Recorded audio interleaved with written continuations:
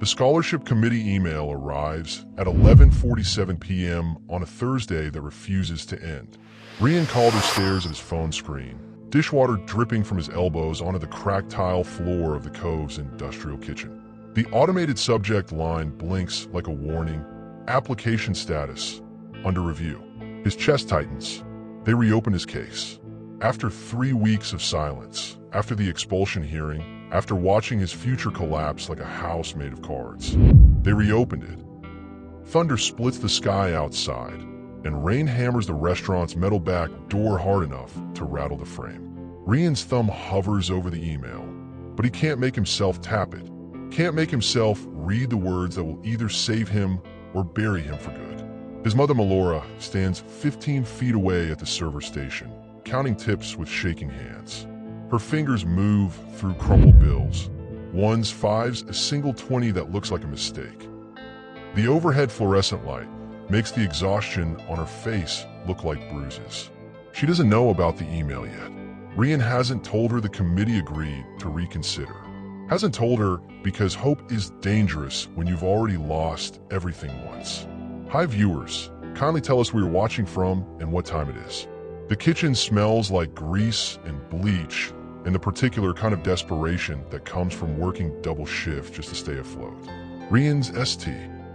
Tempest Academy uniform hangs in his locker at home, pressed and ready for a school he's no longer allowed to attend. The scholarship that was supposed to change his life got ripped away 72 hours after he made the biggest mistake of his existence. Except it wasn't a mistake. Not really. He closes his eyes and sees her face again. The girl from the locker room. The one with the bruise spreading across her cheek like spilled ink. Saren D'Amico. Daughter of someone important, someone powerful, someone whose name people only whispered after checking who might be listening. Rian had walked into that locker room looking for his backpack. He'd found 3 varsity players instead, cornering a girl who looked like she'd forgotten how to scream. The memory makes his knuckles ache. He'd thrown the first punch without thinking, moved between her and them like his body understood something his brain hadn't caught up to yet. The fight lasted 90 seconds. The consequences are still unfolding. Baby, you okay? Melora's voice cuts through his thoughts, soft and worried in the way that makes guilt settle between his ribs. Rian locks his phone before she can see the screen. Yeah, Mom, just tired. She studies him with eyes that have seen too much, survived too much, sacrificed too much for him to throw it all away on some girl he barely knew. But Melora doesn't push. She never does. She just reaches across the counter and squeezes his wrist once, twice, 3 times. Their silent code for I love you will survive this. Don't give up. The front door of the Cove swings open. Wind howls through the entrance, cold and violent enough to make the hanging light fixture sway. Rain follows, drumming against the hardwood like fingernails on a coffin lid. And then a silhouette steps inside. Tall, broad-shouldered, wearing a coat that probably costs more than Melora makes in 6 months. The figure doesn't move like a customer. Doesn't move like anyone who's ever had to worry about anything. Rian's stomach drops, because even from 30 feet away, even the half-dark of the restaurant's dining room, he recognizes the aura walking through that door. Danger, dressed in expensive fabric, looking directly at him. Will Rian face the mysterious stranger, or has his act of courage finally caught up to him in the worst way possible? The silhouette becomes a man. Mid-50s, salt and pepper beard trimmed with the precision of someone who pays attention to details that matter. His shoes click against the tile, Italian leather, Rian guesses, though he's never owned anything close. The stranger's eyes sweep the empty restaurant like he's cataloging exits, counting witnesses, calculating risk. Melora straightens immediately, her server smile snapping into place despite the hour, despite the closed sign on the door. I'm sorry, sir, but I'm looking for someone. The man's voice is smooth, controlled, the kind that doesn't need to rise to be heard. He glances at Rian. You work here? Rian's pulse hammers against his throat. He nods. Delivery entrance is in the back. Melora says quickly, stepping between them with a protective instinct she's never been able to turn off. If you're with one of our suppliers, I'm not. The stranger's attention doesn't waver from Rian's face. Are you the one who scrubs the floors? Washes dishes after closing? Every muscle in Rian's body goes tense. This isn't a random question. This is someone who's done research, someone who knows his schedule, his position, maybe even his full name. The kind of knowledge that comes from surveillance or money or both. Yes, sir, Rian manages. The man nods once, satisfied. Then he turns and walks back toward the door without another word, coat swirling behind him like he's used to making dramatic exits. The bell above the entrance chimes as he disappears into the storm. Silence crashes back into the restaurant. Melora exhales hard, hand pressed to her chest. What in God's name was that about? Rian doesn't answer. Can't answer, because his brain is already racing backward, rewinding 3 weeks to the moment everything changed. The locker room, the fight. The way one of those varsity players had hissed at Saren, "Stay away from him, or your daddy's enemies will make you regret it." Her daddy. Rian had assumed it was typical rich kid drama, some CEO father with competitors who played dirty. He'd assumed wrong. Rian, Melora's voice sharpens. "Baby, who was that man?" "I don't know." The lie tastes like copper on his tongue, but he does know, or at least he's starting to piece it together in a way that makes his stomach twist. Sarah D'Amico wasn't just some privileged girl caught in the wrong place. She was someone's daughter, someone important enough that 3 athletes felt justified threatening her. Someone connected to the kind of world where violence wasn't consequence, it was currency. Rian's phone vibrates in his pocket. Another email, this one from an unknown sender, no subject line. He opens it with hands that won't stop shaking. "You were warned to stay away." For photographs attached. All taken within the last hour. Melora counting tips. Rian washing dishes. The exterior of their apartment building. His mother's car in the parking lot. Driver's side window, perfectly centered in the frame. The message is clear. "We know where you live. We know who you love. We know how to hurt you." Rian deletes the email, but his reflection in the darkened phone screen stares back at him. A kid who thought doing the right thing would cost him a scholarship. A kid who didn't realize the price might be measured in blood instead of tuition. He glances at the restaurant's front door, half expecting the stranger to return. The rain continues its relentless drumming. Thunder rolls somewhere in the distance, and Rian understands, finally, what Saren meant when she whispered his name in that locker room, voice barely audible over her own ragged breathing. They'll come for you. Not if. When? What dark forces has Rian unknowingly awakened? And will his next move protect his mother, or doom them both? The locker room had smelled like sweat and metal polish, and something sharper. Fear, maybe, or fury trapped in 2 small spaces. Rian remembers every detail now, the memory crashing over him in waves while he stands frozen in the Cove's kitchen. He'd gone back for his backpack after last period, taking the shortcut through the athletic wing because the main hallways were packed with students who looked at him like he was trespassing. The sound reached him first, a muffled cry, then the metallic clang of someone hitting a locker door hard enough to leave a dent. He'd rounded the corner between rows of blue-painted steel and stopped breathing. Saren D'Amico sat crumpled against the lockers, knees pulled to her chest, blonde hair hanging over her face like a curtain she couldn't close fast enough. A bruise was already blooming across her left cheek, dark purple spreading beneath her skin like watercolor on wet paper. 3 boys stood over her. Varsity jackets, expensive watches, the kind of postured confidence that comes from never being told no. Rian recognized 2 of them. Crew Matthews and Tate Harrington, sons of Chicago's banking elite. The third was new, transfer student from New York whose father owned half the city's real estate. "You think you could just talk to whoever you want?" Crew's voice was low, vicious. "Your daddy's got enemies, princess. And if they find out you're getting cozy with the wrong people, it won't be just you who pays for it." Saren's hands are shaking. She opened her mouth, but nothing came out except a sound like breaking glass. Tate grabbed her wrist, yanking her forward. "We're doing you a favor. Stay in your lane. Stop asking questions about things that don't concern. Back off." Rian's voice cut through the air before his brain could catch up to his mouth. All 3 boys turned. Crew's expression shifted from anger to amusement in half a second. Look who's here. The scholarship charity case. Didn't know dishwashers got gym access. Tate added, still gripping Saren's wrist tight enough to leave marks. The third boy, Kingston, Rian remembered, just smiled. Run along, Calder. This isn't your fight. But Saren's face. God, her face looked exactly like Maloris had 2 years ago when the restaurant manager screamed at her for dropping a tray, when a humiliation cut deeper than any bruise could. Rian's mother had hidden in the walk-in freezer afterward, crying where no one could see. He'd been 12 years old and useless then. He wasn't 12 anymore. Last warning, Rian said, stepping forward. Walk away. They didn't. Crew moved first, throwing a wild punch that Rian ducked easily. Years of dodging flying pans and cramped kitchens had taught him reflexes these boys would never understand. He drove his shoulder into Crew's stomach, sent him stumbling backward into the lockers. Tate released Saren and lunged.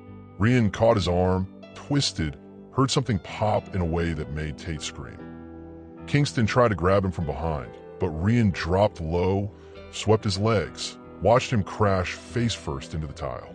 The fight lasted 90 seconds, maybe less, when Coach Patterson burst through the doors, whistle shrieking. All 3 varsity players were on the ground groaning. Saren sat exactly where she'd been, trembling so hard her teeth chattered. And Rian stood over her, knuckles split and bleeding, chest heaving, knowing without being told that he'd just made the worst decision of his life. Except when Saren finally looked up at him. Her eyes weren't filled with gratitude. They were filled with terror. She whispered his name once. Rian. Then, softer, like a prayer or a warning he didn't have the sense to understand. They'll come for you. Now that the truth of that day is clear, can Rian survive the storm he unleashed? Or has his courage already sealed his fate? The principal's office smelled like old books and lies. Rian sat in the uncomfortable chair across from Principal Hargrove's massive oak desk, still wearing his blood-stained shirt from the locker room. His mother stood beside him, one hand gripping the back of his chair like she might fall without it. Hargrove didn't look at Rian, hadn't looked at him since they'd entered the office 20 minutes ago. Instead, the principal studied a file folder with the intensity of someone searching for an escape route. Mr. Calder, Hargrove began, his voice carrying the careful neutrality of a man who'd already made his decision and was just performing the necessary theater. The testimonies from the witnesses are quite clear. Witnesses, Maloris' voice cracked. My son stopped those boys from what, Miss Calder? Hargrove finally raised his eyes, and Rian saw it there. The calculation, the quiet dismissal of anyone who didn't belong to Chicago's upper crust. From having a conversation with another student, Rian's jaw tightened. They were hurting her. According to you, Hargrove leaned back in his leather chair, fingers steepled like a judge preparing to deliver sentence. According to Crew Matthews, Tate Harrington, and Kingston Blake, you attacked them without provocation. Miss D'Amico herself hasn't provided a statement. The words hit like a fist. Saren hadn't spoken up. 3 days since the incident, and she'd stayed silent while they built a case against him using nothing but the word of 3 boys whose families could buy and sell this school 10 times over. Maloris' grip on the chair tightened. So you're just going to believe them? 3 against 1. I'm going to believe the evidence. Hargrove opened another folder, slid it across the desk. St. Tempest Academy has a zero-tolerance policy for violence. Your son hospitalized another student. Tate Harrington has a dislocated shoulder. Crew Matthews has a concussion. We cannot and will not overlook this behavior, regardless of the circumstances. Circumstances? Rian's voice came out harder than he intended. They were assaulting someone. That's your version. Hargrove closed the folder with finality. And I'm afraid it's not enough. The suspension took effect immediately. The scholarship review came 3 days later. A brief, formal letter explaining that St. Tempest Academy maintained certain standards of conduct, and students who engaged in violent altercations, regardless of intent, could not represent the institution's values. They took everything: his enrollment, his scholarship, his future. erased it all with bureaucratic efficiency and expensive legal letterhead. Melora cried in their apartment that night. Quiet sobs muffled against her pillow because she still had a morning shift and couldn't afford swollen eyes. Rian sat in the kitchen, staring at the acceptance letter he'd pinned to the refrigerator 8 months ago, back when the world still made sense. His mother appeared in the doorway around 2 a.m., eyes red but voice steady. "Baby, why didn't you just walk away?" Rian thought about lying. Thought about making up some excuse about being young or stupid or caught up in the moment. But Melora deserved better than lies. Because she needed help, Ma. I couldn't just watch. His mother crossed the small kitchen in 3 steps and placed her palm against his cheek, the same way she'd done when he was 5 years old and scared of thunderstorms. "That's why you're my pride," she whispered, "and why the world will try to break you." She kissed his forehead once, then returned to her bedroom, leaving Rian alone with the wreckage of his choices. He pulled out his phone, opened Instagram, found Saren D'Amico's profile. Private, of course, but her profile picture was visible. She looked untouchable in it, smiling at some gala event in a dress that probably cost more than his mother's car. Rian typed out a message, deleted it, typed another, deleted that too. What could he say? Why didn't you tell them the truth? Why did you let them destroy me for saving you? But even as anger flared hot in his chest, he remembered the look in her eyes that day. The terror, the way she'd whispered his name like a warning. She was scared, not of him, of something else, something bigger. His phone buzzed. Unknown number again. "You should have walked away, hero. Now you get to see what happens to people who interfere." Rian's hands went cold. With his future destroyed and threats closing in, will Rian discover who's really behind the conspiracy? Or will silence become his only option for survival? Saren D'Amico doesn't sleep anymore. She lies in her bedroom on the 3rd floor of her father's mansion, staring at the ceiling while her mind replays the locker room over and over like a video stuck on loop. The bruise on her face has faded to yellow-green, easily covered with makeup. The bruises inside stay fresh. 3 weeks since it happened. 3 weeks since Rian Calder threw himself between her and those boys like he didn't understand what that kind of courage would cost. 3 weeks since she sat in Principal Hardrow's office and let them destroy him with her silence. She hates herself for it. The guilt sits in her stomach like swallowed glass, sharp and constant. She knows what she should have done. Walk into Hardrow's office, tell the truth, defend the one person who defended her. But fear has a way of turning your spine to water. Her father can never know what happened in that locker room. Can never know that his enemy's children cornered her, threatened her, tried to send a message through violence. Because if Lucien D'Amico finds out his daughter was attacked, people will die. Not metaphorically, actually die. And Saren has seen enough death. She rolls over, checks her phone for the 100th time tonight. Still nothing from Rian.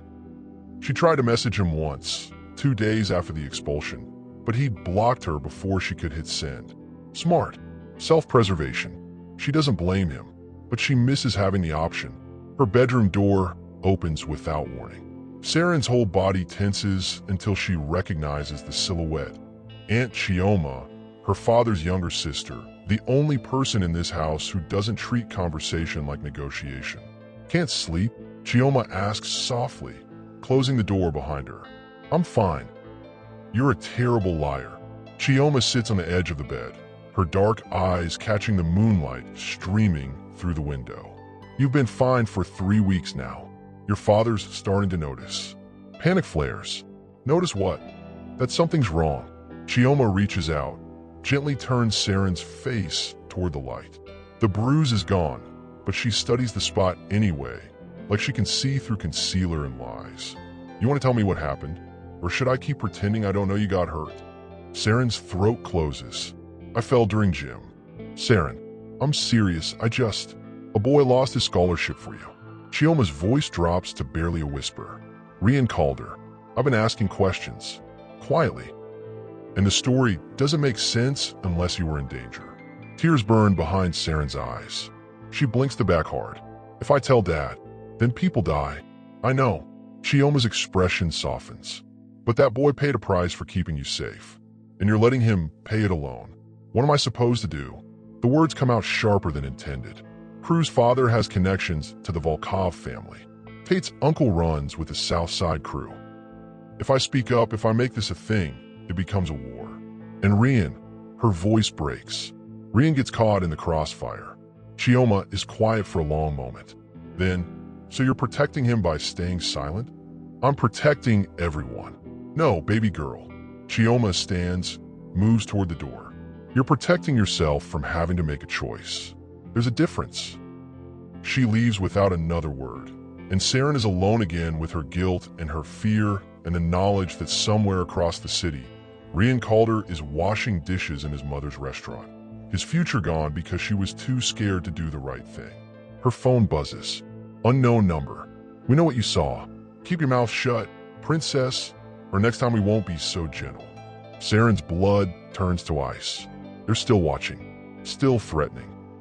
Which means they know she's thought about coming clean. Which means they're monitoring her, tracking her movements, making sure she stays compliant. And if they're watching her, they're watching Rian too. With danger stalking both their lives, will Saren find the courage to break her silence? Or will her fear cost Rian everything he has left? The surveillance footage plays on loop in Lucian D'Amico's penthouse office, reflected in the floor-to-ceiling windows overlooking Chicago's skyline. 3 boys surrounding his daughter, Saren's body crumpling against metal lockers. The sound of impact loud enough to make the security footage crack with static. And then, a 4th figure entering frame, moving with the kind of purpose that can't be taught, only earned through necessity. Lucian watches the boy fight, not recklessly, but with calculated efficiency, protecting someone he barely knows while risking everything he has. The kind of courage Lucian hasn't seen in years, maybe decades. The kind that gets people killed. He rewinds the footage, watches it again, his daughter's face twisted in pain, the bruise spreading across her cheek like evidence of his failure. How long ago? His voice cuts through the silence, sharp enough to make his assistant flinch. 3 weeks, sir. The incident was buried by the school administration. I only found the footage because my sister went digging. Lucian's jaw tightens. Chioma always did have better instincts than his entire security team combined. And the boy, Rian Calder, 17, expelled, scholarship revoked. Mother works as a waitress at the Cove downtown. They're barely keeping their heads above water financially. The assistant hesitates. He took the fall for defending Miss D'Amico. Hasn't spoken to press. Hasn't tried to leverage the situation. Just disappeared. Lucian leans forward, elbows on his desk, fingers pressed together like he's praying. He's not. Prayer is for people who believe in mercy. Lucian believes in accounts that must be balanced, debts that must be paid, in cash or blood, depending on the offense. Someone hurt his daughter. 3 someones. And a stranger threw himself into the fire to protect her while Lucian was too busy managing territory disputes to notice his own child was bleeding. The shame of it burns hotter than rage. The boys, he asks. Crew Matthews, Tate Harrington, Kingston Blake, all connected to families in our peripheral networks. Matthews' father does business with the Volkov syndicate. Blake's family has ties to Southside operations, which explains why Saren stayed silent. She was trying to prevent a war, trying to protect him from making the kind of decisions that leave bodies in rivers and families destroyed. His daughter, barely 17, carrying weight that would break grown men. Lucian's hand trembles once, the only outward sign of the storm building inside him. It steadies, control returning like muscle memory. He stands, walks to the window. The city spreads below him, glittering and indifferent. Somewhere down there, a kid who did the right thing is washing dishes while everyone who did the wrong thing sleeps peacefully in mansions. That ends tonight. Sir, his assistant's voice is careful. Your orders? Lucian watches his reflection in the glass. Sees the man he's become, powerful, feared, untouchable. And underneath, briefly visible, the father he should have been. Find a boy, he says quietly. Bring me everything about him. Where he works, where he lives, what he needs. I want to know his mother's favorite color and how many sugars he takes in his coffee. Everything. And the 3 boys who, I'll handle them personally. The temperature in the room drops 10 degrees. But first, I'm fixing what they broke. His assistant nods, already moving toward the door. One more thing. Lucian turns from the window. This stays quiet. No one tells Saren. Not yet, because his daughter has been carrying this guilt for 3 weeks, and she needs to understand that some debts don't require her permission to be settled. That fathers who fail can still find ways to make things right. The door closes. Lucian is alone with the surveillance footage still playing on repeat. He watches Rian Calder stand between his daughter and violence. Watches the boy take what's meant for her. Watches him stay when running would have been smarter. Lucian D'Amico has built an empire on knowing people's breaking points, on understanding what motivates men to do terrible things for reasonable rewards. But this kid, this scholarship student with nothing to gain and everything to lose, moved like breaking points didn't apply to him, like doing the right thing was just muscle memory. Lucian picks up his phone. 3 calls. That's all it takes to set the world in motion when you own enough of it. First call, the school board.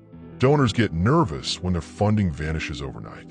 Second call, his legal team. Expulsions can be reversed with the right pressure. Third call, his driver, because some conversations require looking someone in the eye. 20 minutes later, 3 black SUVs roll out of the underground garage, headlights cutting through Chicago's darkness like predators hunting prey. Except this time, Lucian isn't hunting. He's collecting a debt owed to a boy who probably doesn't even know he's entitled to payment. What will happen when Chicago's most dangerous man comes face to face with the teenager who saved his daughter? And will Rian survive the Don's gratitude? The cove goes silent when Lucian D'Amico walks through the door. Not gradually, instantly, like someone flipped a switch that controls ambient noise. The couple in the corner booth stops mid-conversation. The line cook, visible through the kitchen window, freezes with a spatula in his hand. Even the background music seems to lower its volume out of respect, or fear, or both. Melora Calder turns from the register, and her face drains of color so fast Rian thinks she might collapse. She knows. Somehow, without introductions or explanations, she recognizes danger when it walks into her workplace wearing a $10,000 suit. Rian pushes through the kitchen doors, still wearing his dishwashing apron, hands dripping soap and water onto the tile. His mother's terror is contagious, spreading through his chest like ice in his veins. Lucian doesn't sit, doesn't order, doesn't waste time with pleasantries. He just stands there 3 feet from the counter, studying Rian with eyes that have seen too much and forgiven too little. "You're Rian Calder," Lucian says. Not a question. A statement of fact delivered like a judge confirming identity before sentencing. "Yes, sir." Rian's voice comes out steadier than he feels. Melora steps forward, instinct overriding fear. "Sir, if there's been some kind of misunderstanding." Lucian raises one hand, gentle but absolute. "MS. Calder, your son isn't in trouble." Quite the opposite. Confusion flickers across her face. Rian feels it too, the disconnect between expecting punishment and receiving. What? Gratitude? That seems impossible. You defended my daughter. Lucian takes a step closer, and Rian fights the urge to step back. 3 weeks ago, in a locker room at St. Tempest Academy, the words hit like a physical blow. Rian's lungs forget how to process oxygen. Saren's father. The man she was so terrified of, the man whose name people only whispered, the man connected to things Rian didn't want to think about too closely. He's standing 5 feet away, knowing exactly what happened. Is she okay? The question escapes before Rian can stop it. Lucian's expression shifts. Surprise, maybe, or respect. That's your first question? Not why I'm here or what I want, but whether my daughter is safe. Rian nods, because he needs to know. Because 3 weeks of silence have left him wondering if Saren recovered, if the bruise faded, if she's sleeping at night or lying awake with the same nightmares that wake him up at 3 a.m. She's healing, Lucian says quietly. Physically, the rest. He trails off, and for half a second, Rian sees something human flicker across that controlled exterior. Guilt, maybe, or regret. She hasn't been the same since it happened. The silence stretches. Melora's hand finds Rian's shoulder, gripping tight enough to hurt. You lost your scholarship because of this, Lucian continues. Statement, not question. St. Tempest expelled you to protect their reputation and the families of the boys who actually committed the assault. Rian swallows. Yes, sir. Do you regret it? Stepping in. No. The answer comes instantly, truthfully. I'd do it again. Lucian studies him for a long moment, head tilted slightly like he's solving a complex equation. Then he reaches into his coat pocket and pulls out an envelope, thick, official-looking, sealed with his St. Tempest Academy crest. This is your reinstatement letter. Scholarship restored. Full tuition covered. Disciplinary record expunged. You start back Monday if you choose to accept. The envelope lands on the counter between them like a grenade with the pin pulled. Rian stares at it. Can't process what he's seeing. Melora gasps, hand flying her mouth. How did you, she starts. I own enough of that school's endowment that they listen when I make suggestions. Lucian's voice carries no arrogance, just cold fact. The 3 boys who hurt my daughter have been expelled. Their families have been encouraged to issue formal apologies. Your son's record is clean. Rian's hands shake. This is too much. Too fast. 3 weeks of grief and rage and helplessness. And now this man appears like some avenging angel dressed in Italian leather, fixing everything with a snap of his fingers. What? Rian whispers. Because you saved the wrong girl. Lucian's eyes bore into him, and the right father saw it. The weight of those words settles into the room like fresh snow, beautiful and suffocating and impossible to ignore. Melora is crying now, quiet tears streaming down her face. Rian wants to feel relief, wants to feel joy, but all he feels is the question burning in his chest, the one he can't ask but desperately needs answered. What does a man like Lucian D'Amico expect in return for miracles? Lucian turns to leave, then pauses at the door. My daughter speaks highly of you. That's rare. She doesn't trust easily. I never asked for anything, Rian says. I know. Lucian's hand rests on the door handle. That's why you're getting it. He leaves the same way he arrived. Silently, efficiently, leaving chaos in his wake. The envelope sits on the counter. Rian picks it up with trembling fingers, breaks the seal, reads the official letterhead confirming his reinstatement. It's real. All of it. Melora pulls him into a hug so tight he can barely breathe, her shoulders shaking with relief. But Rian can't shake the feeling that accepting this gift means accepting something else too. A connection to a world he doesn't understand. A debt that might come due in ways he can't predict. And somewhere across the city, Saren D'Amico probably doesn't even know her father just changed Rian's life. Rian's future has been restored, but at what cost? And what happens when Saren discovers her father's intervention? The news hits St. Tempest Academy like an earthquake at dawn. Crew Matthews, Tate Harrington, and Kingston Blake, 3 boys whose families practically built the school's West Wing, expelled overnight. No hearings, no appeals, just security guards escorting them off campus while their parents screamed threats that died in their throats when they learned who'd given the order. Rian walks through the marble hallways on Monday morning, and the stairs follow him like searchlights. Some students look confused, others angry. A few, mostly the ones who'd never fit in either, look at him with something close to awe. He'd saved someone, and instead of being punished, he'd been vindicated. That doesn't happen in their world. Power protects power. Money shields money. Except this time, something shifted. Rian keeps his head down, finds his locker, pretends his hands aren't shaking as he spins the combination. His old textbooks are still inside, exactly where he'd left them 3 weeks ago. Someone, probably the administration, had cleaned out the threatening notes that appeared during his first month. Small mercy. Calder. A voice behind him. Sharp cold. Rian turns and finds Marcus Webb, Crew Matthews' closest friend, standing with 2 other varsity players. Feeling proud of yourself? Just trying to get a class. Rian closes his locker, steps back. He's not looking for another fight. Can't afford one. Not after everything Lucian did to bring him back. You cost 3 families their reputations. Marcus steps closer.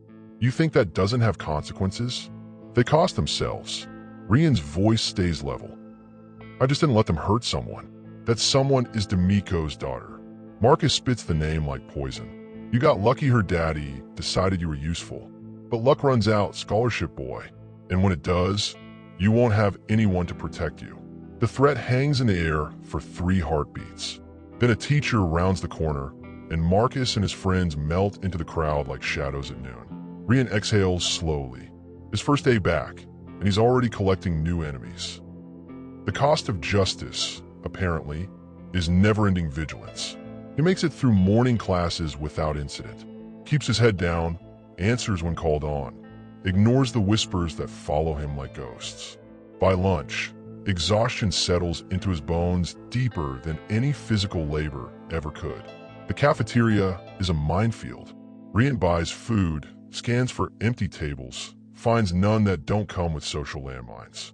He's heading for the exit, planning to eat in the library, when he sees her. Sarah D'Amico, sitting alone at a corner table, picking at a salad she clearly has no intention of eating. Her blonde hair falls forward, hiding her face, but Rian recognizes the posture. Defensive, guarded. The stance of someone who's learned that visibility equals vulnerability. She hasn't seen him yet. He could walk away, should walk away. Every instinct screams that getting close to her again will only create more problems, more enemies, more complications neither of them needs. But then she looks up. Their eyes meet across 50 feet of crowded cafeteria, and time does that strange, stuttering thing where seconds stretch into hours. She freezes. He freezes. The entire world shrinks to just this moment, this recognition, this unspoken understanding that they're both still carrying the weight of that day in the locker room. Saren's expression shifts, surprise, then something softer. Relief, maybe, or regret. She starts to stand like she might walk over, might finally say something after 3 weeks of silence. But then her phone buzzes. She glances at the screen, and her face drains of all color. Whatever she just read, it terrified her. She grabs her bag and runs. Not walks, runs, pushing through students and tables, heading for the exit like the building's on fire. Rian's feet move before his brain catches up. He follows her out into the hallway, calling her name. Saren, wait. She spins, and he sees tears streaming down her face. Real, desperate terror shining in her eyes. You need to stay away from me, she says, voice breaking. Rian, I'm serious. You got your scholarship back. You're safe now. Just stay away. What happened? What did you? They know. She's trembling now, hands shaking so hard she almost drops her phone. They know my father helped you, and they're going to use you to get to him. To get to me. You're in danger because of me. The words crash over him like ice water. Who's they? Does it matter? She wipes her face, but fresh tears keep falling. You saved me once. Don't make me responsible for getting you killed. As enemies close in from all sides, will Rian heed Saren's warning and walk away? Or has he already crossed a line that can never be uncrossed? The text message arrives at midnight while Rian is lying in bed, staring at the ceiling and failing to sleep. Unknown number. No caller ID. Just 7 words that make his blood freeze. Check your mother's car. Driver's side door. Rian is out of bed and moving before conscious thought kicks in. He pulls on jeans, grabs his phone, slips out of their apartment without waking Melora. The parking lot is dark except for a single flickering streetlight that barely cuts through the shadows. Melora's beat-up Honda sits in its usual spot, 3rd row back, driver's side facing the alley. Rian approaches slowly, heart hammering against his ribs like it's trying to escape. The driver's side door looks normal at first. Then he sees it, a white envelope tucked under the handle, sealed with red wax. The kind of old-fashioned detail that screams message, not accident. Rian pulls it free with shaking hands, breaks the seal. Inside is a single photograph. Him and Saren in the cafeteria. Today, taken from an angle that suggests someone was watching from the 2nd floor balcony. The image is crystal clear. Their faces, their body language, the exact moment their eyes met across the crowded room. and written across the bottom in red ink, "Stay close to her, and your mother pays the price." The world tilts sideways. Rian leans against the car, trying to breathe, trying to think through the panic flooding his system. Someone is watching him, following him, tracking his movements with enough precision to know exactly when he spoke to Saren, exactly where his mother parks her car. They're not bluffing. This isn't some empty threat from angry rich kids. This is professional, organized, the kind of danger Rian has no experience navigating. His phone rings. Same unknown number. He answers without thinking. Smart boy. The voice on the other end is distorted, mechanical. "You found our present. What do you want?" Rian's voice comes out steadier than he feels. "We want you to understand your position. You're a pawn in a much larger game, Mr. Calder. And pawns that try to become heroes end up removed from the board. I'm not trying to be anything. I just went back to school. You went back to school because Lucian D'Amico intervened. That makes you his investment, which makes you leverage." The voice pauses. "Here's what happens next. You will avoid Saren D'Amico completely. No conversations. No eye contact. No heroic gesturas. You will finish your education quietly and disappear back into the life you came from." Rian's grip tightens on the phone. "And if I don't, then your mother has a very unfortunate accident. Nothing dramatic. Maybe her brakes fail on the way to work. Maybe she gets mugged in the wrong neighborhood. Accidents happen all the time to people who can't afford proper security. The casual cruelty of it, the calm, matter-of-fact delivery of threats against the one person Rian would die to protect, ignites something hot and reckless in his chest. "You touch her," Rian says quietly, "and I'll make sure Lucian D'Amico knows exactly who you are. And then you'll find out what happens when someone threatens his investments." Silence on the other end. Long enough that Rian thinks maybe he said the wrong thing. Maybe he's just signed both their death warrants. Then laughter. Cold. Amused. "Good. You're learning. But understand this, boy. We're not afraid of the dawn. We're the reason he should be afraid. Stay away from his daughter, or everyone you love learns what real consequences look like." The line goes dead. Rian stands in the parking lot, phone in one hand, photograph in the other, and understands with terrifying clarity that saving Saren 3 weeks ago didn't end anything. It started something that won't stop until someone, him, Saren, Lucian, or whoever's making these calls, ends up buried. He looks up at their apartment. 3rd floor, 2nd window from the left. His mother's bedroom. She's sleeping peacefully, unaware that her son just became a target in a war he doesn't understand. Rian climbs back upstairs, locks the door behind him, and sits at their tiny kitchen table until dawn breaks through the windows. Thinking, planning, trying to figure out how to protect everyone he loves when the enemy is invisible and the battlefield is everywhere. His phone buzzes. Not unknown this time. "It's Saren. Are you okay? I saw someone following you after school." Rian types a response. Deletes it. Tries again. "I'm fine. You should stop worrying about me." 3 dots appear. Disappear. Appear again. "I can't. I'm the reason you're in this." Rian stares at the message. Thinks about the photograph. The threats. The impossible choice between staying away from Saren and accepting that doing so might not be enough to keep Melora safe anyway. He responds, "Then maybe we stop running and start fighting back." The dots appear again. Stay visible for a long time. Finally, one word. "How?" Rian doesn't have an answer yet, but he knows someone who might. With threats closing in and nowhere left to hide, will Rian and Saren find the courage to fight back? Or will the war consume them both before they even understand who the enemy is? Saren D'Amico appears at the cove just after closing, rain-soaked and shaking, with fear written across every inch of her face. Rian is wiping down tables when she pushes through the door, breathing hard like she ran the whole way. Her blonde hair clings to her cheeks. Mascara streaks down to her jaw.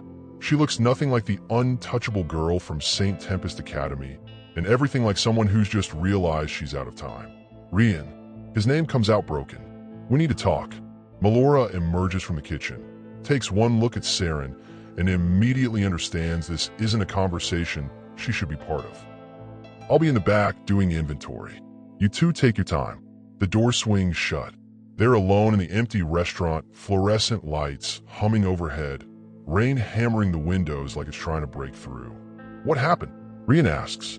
Saren's hands won't stop trembling. She clutches her phone so tight her knuckles have gone white. My father called me into his office tonight. He wanted to talk about you. Rian's stomach drops. What did he say? He asked if you and I were... She trails off, can't seem to finish the sentence. He's heard rumors. From his security team, from people at school. Everyone's talking about how you came back, how the boys who attacked me got expelled. And now he thinks... Her voice cracks. He thinks we're together, that I've been seeing you secretly. The words hang in the air like smoke. Rian processes them slowly, understanding dawning with sickening clarity. But we're not. I know. Tears stream down Saren's face faster than she can wipe them away. But he doesn't believe me.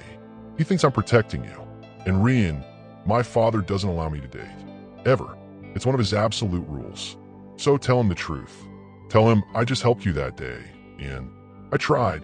She's almost shouting now, desperation bleeding through every word. But someone sent him photographs. Us in the cafeteria. You following me into the hallway. It looks like we're more than what we are. The photograph, the same one left on his mother's car.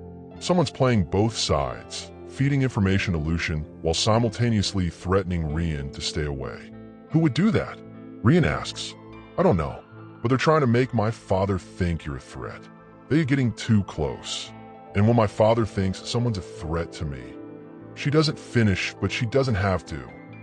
Rian has seen enough movies, heard enough stories. He knows what happens to people who threaten the children of men like Lucian D'Amico. So what do? Saren looks at him with eyes full of grief and guilt and something else. Something that terrifies her more than her father's wrath or anonymous threats or any of it. He wants to meet with you, she whispers. Privately. Tomorrow night. Just you and him. Rian's mouth goes dry. To talk. I don't know. Her voice breaks completely. He was calm when he told me. Too calm, which is worse than angry. When he's calm, it means he's already decided something, and nothing I say will change his mind. The rain intensifies outside, drumming against the roof like a countdown clock neither of them can stop. Rian thinks about his mother sleeping upstairs in their apartment, about the scholarship he just got back, about the text message threatening everyone he loves. And he realizes there's no good choice here. Only bad ones and worse ones. What do you think he'll do? He asks quietly. Saren's face crumples. I think he's going to test you, to see if you're worth protecting me, or if you're just another person trying to use me to get to him. I never wanted any of this. I know. She steps closer, close enough that Rian can see the exhaustion in her eyes, the bruise on her cheek that's finally faded completely, leaving only the memory of violence behind. But it doesn't matter what we wanted.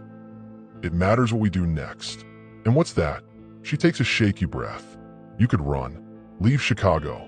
Change your name. My father would eventually forget about you. But you wouldn't be safe. No, she admits.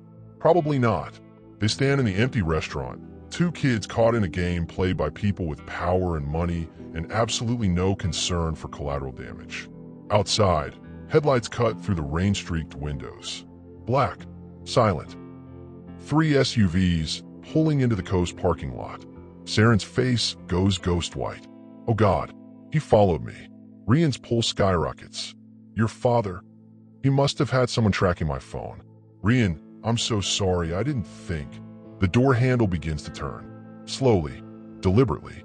Rian looks at Saren, sees his own fear reflected back at him, understands in this crystallized moment that every choice he's made since that day in the locker room has led here. To this restaurant, this girl, this reckoning he can't avoid. Rian, Saren grabs his hands, holds him tight enough to hurt. Whatever happens next, do you want me to stay away from you? To stop caring whether you're safe? You should say yes. Should cut ties, protect himself, choose survival over whatever impossible thing is building between them. But he thinks about her trembling against those lockers, about the bruise on her face, about 3 weeks of wondering if she was okay. No, he whispers, I want you to survive this. Both of us. The door swings open. Rain and wind rush inside, and with them, a figure in an expensive coat. Lucian D'Amico steps into the cove for the second time, but this time his expression is unreadable. His eyes find Saren first, then Rian, then their joined hands. The silence that follows is louder than thunder, and Rian understands, finally, what true danger feels like. Not threats on phones, not photographs left on car doors, but a father discovering that his daughter's protector might be something more. Lucian's voice cuts through the tension like a blade. So, it seems we need to have that private conversation sooner than I planned. The headlights outside continue to wait. Patient, inevitable, and Rian realizes this is the moment everything changes, when courage either becomes survival or gets buried 6 feet under good intentions. Rian and Saren stand at the edge of impossible choices, with Lucian D'Amico holding all the cards. But will the Dawn's judgment save them or destroy everything they've fought to protect?